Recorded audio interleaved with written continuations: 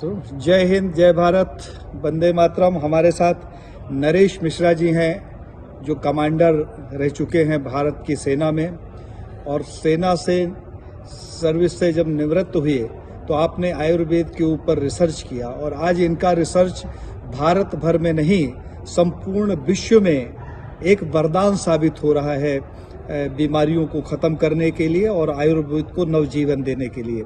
Commander साहब, आपका बहुत बहुत स्वागत। सबसे पहले तो हम सीधे सीधे से आते हैं प्रश्न में कि सेना की नौकरी बड़ी कठिन और जटिल मानी जाती है, तो आपके मन में विचार कैसे आया कि आपको सेना में जाना चाहिए? सर, ये एक्चुअली बचपन से ही ये विचार मन में आ गया था। अच्छा, क्योंकि मेरी जो स्कूलिंग है वो सैनिक स्कूल रीवा से हुई। अच्छा, सैनिक स्कूल के विद्यार्थी होने के नाते वो संस्कार बन गया और वहाँ से वर्दी पहन ली थी 10 साल की उम्र में। फिर एनडीए के लिए सिलेक्शन हो गया और 1986 में मुझे कमीशन मिला नेवी में। तो इस तरह से मैं नेवी में पहुँच गया। और इन एनी केस फौज के लिए एक अलग से फीलिंग थी, क्योंकि जो हमारे स्कूल में भी थे प्रिंसिपल, हेडमास्टर, रजिस्ट्रार, वो सब फौज से ही होते हैं। और फिर उसके बाद वो training, military training, PT, parade, वो सब वैसे ही सिस्टमेटिक चला। तो 10 साल इधर और फिर एनडीए में, तो एक लगाव अलग सा जुड़ गया और इंटरेस्ट आने लगा। तो पहली पोस्टिंग आपकी कहाँ हुई और किस पद पे हुई? सर, पहली पोस्टिंग एक्टिंग सब लेफ्टिनेंट हुई थी मेरी मुंबई में। और उसके बाद फिर मैं सब लेफ्टिनेंट बना तो विशाखापट्टनम पहुंचा। फिर वहाँ से लेफ्टिनेंट बनने के बाद मैं कोचीन गया कोर्स करने के लिए। कोर्स करके वापस, मतलब स्पेशलाइजेशन करके मैं वापस विशाखापट्टनम। किस बात पे स्पेशलाइजेशन? मैंने मिसाइल और गनरी पे स्पेशलाइजेशन किया। अच्छा। जी। तो ये सेना की तरफ से? हाँ, ये सेना की तरफ से नॉमिनेशन आता है। अच्छा। तो ये काफ़ी प्रेस्टिजियस कोर्स माना जाता है। अच्छा, जिसमें कि मतलब you have the executive power, बाकी गन, मिसाइल सब फायर करने का वो जो चार्म है फौज का, वो इसमें वो तो अक्सर हमें लगता है कि हर फौजी जो फौज में जाता है वो किसी पद में हो, उसके जीवन का एक लक्ष्य होता है कि मुझे भी एक फ्रंट मिले, जी, ताकि मेरे कर्तव्य का निर्वहन हो सके। आपने सेना में रहते हुए कोई ऐसा अवसर प्राप्त किया कि जब आपको कहीं फ्रंट पे जाना पड़ा हो, किसी युद्ध को आपने नज़दीक में देखा हो, कहीं उपद्रवियों को कंट्रोल करने के लिए आप लोग गए? सर, ऐसे 2-3 अवसर आए जीवन में। जी। पहला तो ऑपरेशन पवन, जो ये श्रीलंका के साथ हमारा उस समय पे लड़ाई चला। जी। तो उसमें ऑपरेशन पवन में हम थे और लगभग 2 बार मेरा जहाज वहाँ गया। और 3-3 महीने का ये टेन्योर लगभग होता था हमारा। तो उसमें हमारा मेन काम था पेट्रोलिंग, कि कोई भी जो है निकलने न पाए।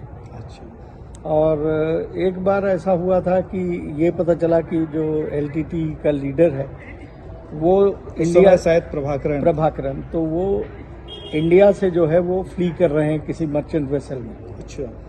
तो सीधे विशाखापट्टनम से शिप सेल किया था हमने mid of bay of Bengal. That was again a very this thing, क्योंकि अननोन डेस्टिनी थी, बस जाना था और टारगेट करना था कि वो शिप मिले। फिर बाद में पता चला, जब हम 2 दिन ट्रेवल कर चुके थे, कि उनका जो है वो मूवमेंट कैंसिल हो गई। तो फिर हम रिटर्न आए वापस। तो इस तरह से था। फिर इसके अलावा एडन में जब सिविल राइट्स हुए थे, तब वहाँ से हमने सिविलियंस को इवैक्यूएशन के लिए हमारा जहाज गया। अच्छा। और उनको वापस लेकर आए। और इसके कितने लोगों को? सर, लगभग 1200 से 1500 लोग थे वो जो एम्बार्क किया, जिनको हमने। अच्छा। और उनको लेकर तो इंडिया। वो कई जहाज गए थे कि कुछ जहाज गए थे जो बार बार आप लोगों को जाना ना पड़ा? नहीं, उस समय पर 2 जहाज गए थे हम। अच्छा। और दोनों वहाँ से पैसेंजर्स को लेकर आए। अच्छा। जो सिविलियंस थे। और इसके अलावा मेरा अंडमान निकोबार में 2 साल की पोस्टिंग थी। जी। उस दौरान मैंने मतलब ऑलमोस्ट गोलियों की फायर बगल से निकली ऐसा एक ओकेजन आया, क्योंकि वहाँ जो है ये बर्मा से लोग आते हैं पोचिंग के लिए। अच्छा। तो वो एक सी कुकुम्बर होता है जिसको वो एफ्रोडेसिक मानते हैं। तो उसकी बहुत ज़्यादा डिमांड है चाइना में, और ये जो कंट्रीज़ हैं, मलेशिया, इंडोनेशिया, इन सब में। तो वहाँ से वो आते हैं पोचिंग करने, वो अंडमान के आइलैंड्स के आसपास ही उगता है वो सी कुकुम्बर। अच्छा। और उसमें 2-3 तरह की क्वालिटी होती है, एक ब्लैक होता है, वाइट होता है, एक रेड होता है, और इनके काफ़ी हाई रेट्स हैं। तो औषधि के रूप में ही प्रयोग करते हैं। अच्छा।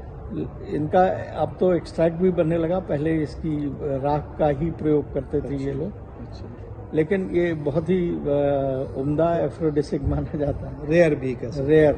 और इसको पोचिंग करने के लिए वो लोग इंडिया आते हैं, तो उनको फिर रोकना पड़ता है। तो उस दौरान मैं एक छोटे से वेलर में था, मतलब एक 22 फीट की बोट, और ऐसे ही पेट्रोलिंग कर रहा था, अंदाजा नहीं था, अचानक गोली निकली बोट के पास से, तो लगा ये क्या हुआ। पहली बार मतलब बुलेट आपकी तरफ आ रही थी, वो instead of going the other side. वो एक रोमांच था। वो रोमांच था।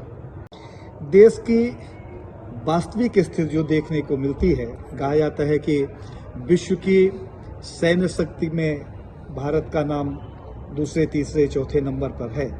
वास्तविकता क्या है कि भारत की सेना की, जैसे हमारे अड़ोसी पड़ोसी बहुत तंग करते हैं, उदंडता करते हैं, और भारत की सेना का वैसा उपयोग नहीं होता जैसा इजराइल वगैरह में होता है कि पड़ोसियों से वो 24 घंटे लड़ते हैं और अपनी ताकत का प्रदर्शन करते हैं। तो वास्तविकता क्या है हमारी सैन्य शक्ति की और राष्ट्र के राजनीति की? देखिए, राजनीति में तो पढ़ने जी मैं बहुत ज़्यादा नहीं हूँ, और चूंकि मैं फौज में था तो ज़्यादा राजनीतिक वो इंटरफियरेंस नहीं। हमारा काम था टू फॉलो द लीडर, जो भी आदेश आते हैं। और उसके बाद भी मेरा राजनीति में इंटरेस्ट नहीं गया, क्योंकि मैं ऑलरेडी एक ऐसे काम में लग गया जिसमें मुझे रात दिन अपना समय देना पड़ता था। जहाँ तक सैन्य शक्ति की बात है, हमारे आसपास जितना भी है वो सब हमारे कंट्रोल के अंदर है, हम इन्हें सबको शांत कर सकते हैं। लेकिन जो बड़ी पावर्स है, जैसे कि रशिया है, चाइना है, यूएस है, इनके सामने हमारी खड़े होने की शक्ति नहीं है। लेकिन ये जो उदंड लोग हैं, इन्हें हम जब चाहें तब हाँ, ये दबोच सकते हैं। आसपास के जितने भी लोग हैं, इनको हम सबको दबोच सकते हैं। इनके ऊपर हमें इनसे दिक्कत नहीं है, इनको कंट्रोल करने के लिए क्षमता है हमारे देश में। फिर क्यों नहीं होता कंट्रोल? सर, इसमें राजनीतिक, अगेन वो पॉलिटिकल इंटरफियरेंस है। डिसीजन तो ऊपर से आना है सर, हमें तो सिर्फ एग्जीक्यूट करना है ग्राउंड पे। आप हमें आदेश दीजिए, हम वो काम करके दिखाएंगे जिसके लिए हम ट्रेंड हैं।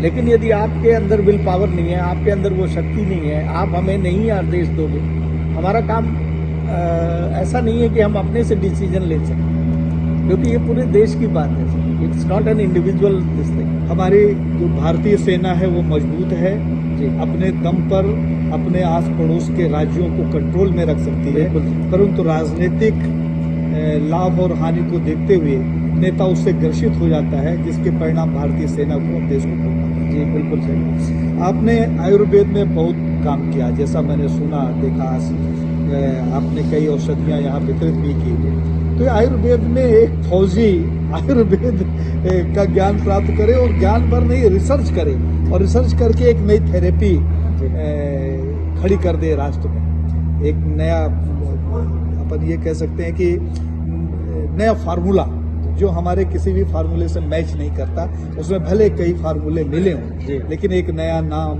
नया प्रोडक्ट, तो ये आपके मन में कहाँ से विचार? पांडे जी, ये बिल्कुल भी मेरे मन में कोई विचार कभी नहीं था, और ये एक्सीडेंटल है। मतलब कुछ प्रॉब्लम्स थी मेरे परिवार में, और जिनके लिए बार बार अस्पताल जाना पड़ता था। दवा लो, जब तक दवा खाओ तब तक चल रहा था, नहीं तो फिर प्रॉब्लम खड़ी हो जाती थी। तो कोइंसिडेंस था कि मुझे कुछ फूड सप्लीमेंट हाथ लगे, और वो सप्लीमेंट्स खाने के बाद ऐसा एहसास हुआ कि हाँ, कुछ रिलीफ है। इससे मुझे एक फीलिंग आई कि भाई ऐसी क्या चीज़ है इनमें, ये तो सिर्फ फूड सप्लीमेंट है, ये दवा तो है नहीं, लेकिन फिर भी if they are giving a feeling कि कुछ है, तो मैंने उसको कंटिन्यू किया। 3-4 बार मंगाए वो चीज़ें, और एक दिन ऐसा भी लगा कि वो एहसास ही खत्म हो गया कि कोई प्रॉब्लम थी।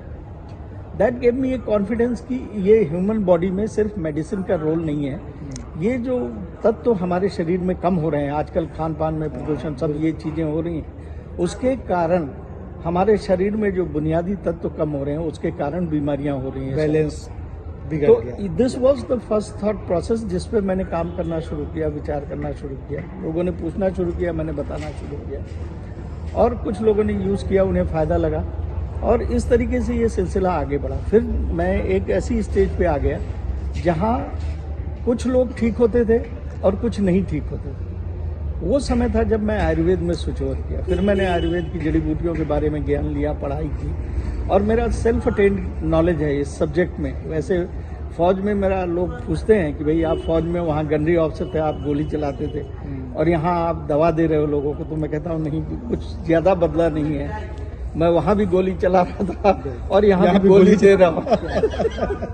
हाँ, गोली का तो स्वरूप बदल गया है। हाँ, और फिर मैंने ये रियलाइज किया कि भाई जो जड़ी बूटियाँ हैं हमारी, उनमें ताकत तो बहुत है, लेकिन उन जड़ी बूटियों के अनुरूप हमें रिजल्ट नहीं मिल रहे एलिमेंट्स में। वो क्योंकि पुराने फार्मूले के हिसाब से जो मेडिसिन बन रही थी वो रिजल्ट नहीं दे रही। तो इसकी हमने रिसर्च शुरू की और इनके कॉम्बिनेशन बनाने शुरू किए, अपने फॉर्मुलेशन बनाए और उनको हमने अप्रूवल लेके ट्रायल में डाला और फिर हमें रिजल्ट अच्छे आने लगे। आज शरीर के अंदर कोई ऐसी बीमारी नहीं है जो हम हैंडल नहीं करते। और जायरोपैथी नाम भी इसका ऐसे पड़ा कि ये शब्द पहले एग्जिस्ट ही नहीं करता था और फिर जब मैंने इसकी रिसर्च करवाई, इसके बारे में पता किया कि जायरो का क्या मतलब है, तो पता चला कि ये हेल्पिंग ह्यूमैनिटी है। अच्छा। और इस कारण से मैंने इसे नाम दिया। वैसे तो इसमें सब चीज़ें आयुर्वेद से ही आती हैं, पूरी की पूरी है जो हमारी पद्धति है उसमें आयुर्वेद का ही पूरा प्रयोग है, जड़ी बूटियों का ही है। और इसमें हम चारों एस्पेक्ट पे ह्यूमन हेल्थ के काम करते हैं sir, promotive, preventive, curative and rehabilitative. तो आयुर्वेद भी, जो आयुर्वेद का मुख्य दर्शन था वो ये था कि लोग बीमार ही ना पड़े, लेकिन हाँ बीमार ही ना हो, स्वस्थ पड़े रहें और वो ऐसी दिनचर्या, खान पान इस तरीके से फॉलो करें। लेकिन आज की जो लाइफस्टाइल बदल गई है लोगों की, वो और जो हैबिटेट की कंडीशंस बदल गई हैं, उसके कारण अब लोगों को आयुर्वेदिक थिंकर्स की जरूरत है जो सोचकर आयुर्वेद को डेवलप कर सकें। ये बात सही है। आज ये विषय आया भी कि भारत का पत्ता पत्ता, पौधा पौधा, जड़ तना सब कुछ सब आयुर्वेद है। जी जी। अगर आवश्यकता है तो उसके शोधन की, उसमें शोधकर्ताओं की जिसकी कमी हुई है और उस कमी का खामियाजा ये सारा राष्ट्र भोग रहा है। जी। आयुर्वेद को छोड़कर हम लोग दूसरी पैथी में गए और उस पैथी के परिणाम स्वरूप आज भारत का 98% व्यक्ति बीमार मिलता है। तो मुझे लगता है कि आपके मन में ये ईश्वर की प्रेरणा से ही ऐसा हुआ। जी जी, और आप सफल भी हो रहे हैं। मैंने तो कई लोगों का वीडियो देखा कि जो लोग स्वयं से बता रहे हैं कि आपकी औषधियों से उनके जीवन में चमत्कार हुआ।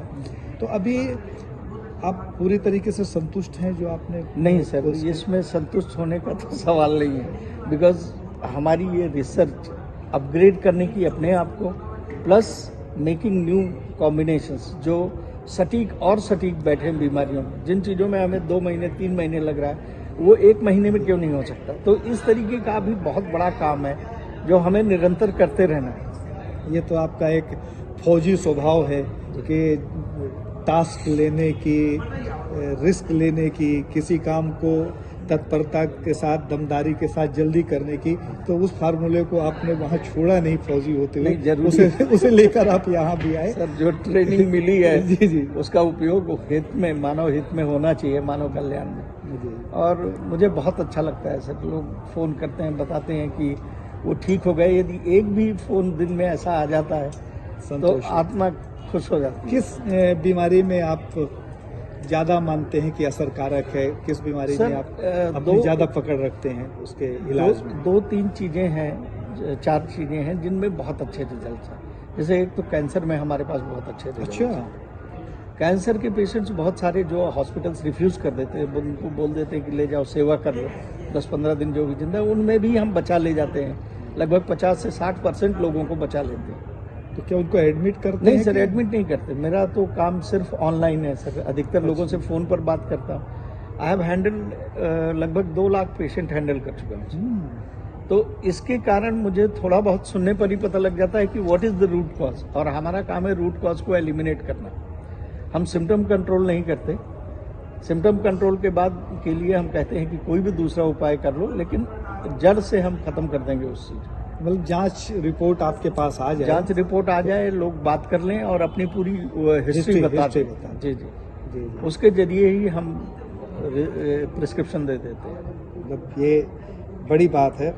मुझे लगता है कि एक ऐसा व्यक्ति जिसने स्वेच्छा से, स्वप्रेरणा से फौज की नौकरी की, और फौज में रहकर, फौज में जाना एक चैलेंज की बात होती है, क्योंकि जब फौजी फौज में जाता है और वहाँ की वर्दी पहनता है तो उसके अंदर ये भावना पैदा होती है कि किसी भी कंडीशन में इस राष्ट्र की रक्षा करनी है, यहाँ की अस्मिता की रक्षा करनी है, अपने देश के बॉर्डर की रक्षा करनी है और देश के नागरिकों की रक्षा करनी है। और वो जब आयुर्वेद के रास्ते पर जाता है तो ये भावना उसकी कहीं ख़त्म नहीं होती, कमज़ोर नहीं होती। उसके मन में ये बात पैदा होती है कि अब हमने जो बॉर्डर की लड़ाई थी, दुश्मनों से लड़ाई थी, तो उसने बीमारियों को दुश्मन की तरह देखा और उसमें रिसर्च करके जो निकाल के ले आया। आज कैंसर जैसी बीमारी में अगर हेल्प मिल रही है, सहायता मिल रही है और वो ठीक हो रही है, तो मुझे लगता है कि ये बहुत बड़ा प्रयास है। बिल्कुल आपका हम बहुत बहुत आभार करते हैं नरेश जी कि आपने एक फौजी होते हुए जिस जिम्मेवारी का निर्वहन किया। आयुर्वेद जो दम तोड़ रहा है, जिसकी आवश्यकता है, आज दुनिया के अधिकतर प्रगतिशील देश आयुर्वेद की तरफ जा रहे हैं और हम उस तरफ जा रहे हैं जहां औषधियों का असर खत्म होता सर, बात यह है कि यहाँ पर आयुर्वेद को हमें बहुत सशक्त बनाने की जरूरत है और वो शक्ति आयुर्वेद के अंदर है। आयुर्वेद में कमी नहीं है। Ayurveda has got that power. हमारे शोधन में कमी, हमारे शोधन में, हमारी रिसर्च में, हमारे प्रोडक्ट डेवलपमेंट में, उसमें प्रॉब्लम है। जैसे कि मैं आपको बता रहा था कि हमारा न्यूरो में बहुत अच्छा काम है सर। अच्छा। दुनिया के अंदर न्यूरो का काम जो हम करके देंगे वो कोई न्यूरोलॉजिस्ट करके नहीं दे सकता। न्यूरो और कैंसर, न्यूरो है, कैंसर है, हाँ। डिस्क की प्रॉब्लम है, जोड़ों की प्रॉब्लम है, जो इन सब में बहुत अच्छे रिजल्ट हैं। कोई भी पेशेंट है। आशा करता हूं कि कमांडर साहब का लाभ आप सबको मिले। कमांडर साहब का हम नंबर भी साथ में डालेंगे और जिनको भी लगे कि एक बार इस फौजी की बात पे विश्वास करना चाहिए जिसने देश के लिए बॉर्डर में जाकर सीना ताना और आज वो सीना तान कर खड़े हुए हैं कि ऐसी बीमारियों को हम जड़ से समूल नष्ट कर देंगे, तो मुझे लगता है इनके ऊपर भरोसा करना चाहिए। जय हिंद, जय भारत। आपका बहुत बहुत धन्यवाद।